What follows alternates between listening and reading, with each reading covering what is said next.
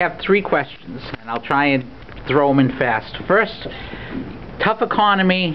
How hard is it to find jobs for these inmates when there's a lot of people without criminal records trying to find work? Secondly... Well, let me answer that one quick.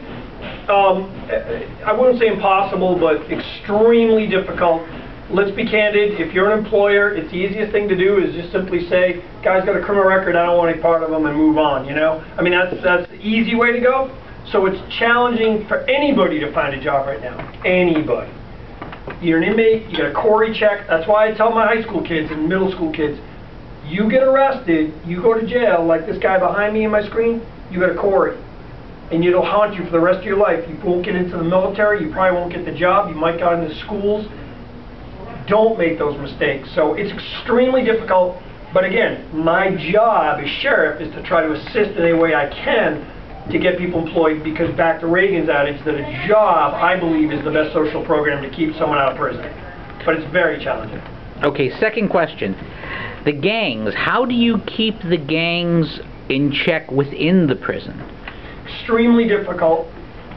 We have several gangs across Worcester County. I mean, you know, the Bloods, the I live in Fitchburg, Latin so gangs. You know, Worcester's got Kilby Street, and there's so many gangs. Fitchburg's got significant gang population. I'll tell you about my challenge. We have one sheriff department has a 3-day orientation building. You get arrested, you can't make bail, you get sentenced, you go into the prison. 3 days they figure out who you are, what gangs are you in, what are you maybe decompressing from certain substances.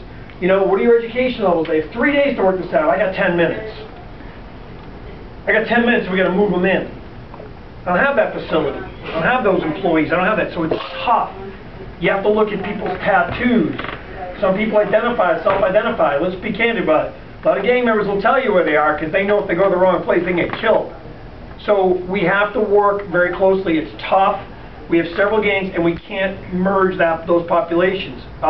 We try very hard to do that. It's challenging, and we do very well, but it's difficult. So gang, if I had to guess, I'm guessing like 20–30% of our population are gang affiliated in some way.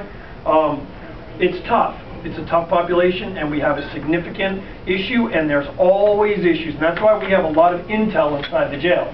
We have a whole department that deals with, you know, internal affairs and internal investigations, and having our ear to the ground to what's percolating in there. So there's a lot of gang issues. Okay, and the last question, with the legalization to some degree of marijuana, how is that affecting your drug programs? Is it hurting? Is it making it easier to wean them off of other things? How are you dealing with that in terms of drugs in general? Well, we have right now medicinal marijuana, and we have the, you know, decriminalization. So we probably have fewer people today who are in jail due to marijuana-related crimes. But then again, it's still illegal to have more than an ounce, and frankly, that's too much. But the bottom line is, it's had some impact in reducing slightly of our population. I'm not a big fan of it, of anything on this level, because all my inmates tell me is that, and believe me, as many people you know get addicted to opioids because they had surgery or a doctor, the majority, I'd say, find their way to these drugs because they start smoking pot, and I don't care what people tell you, it's a gateway drug.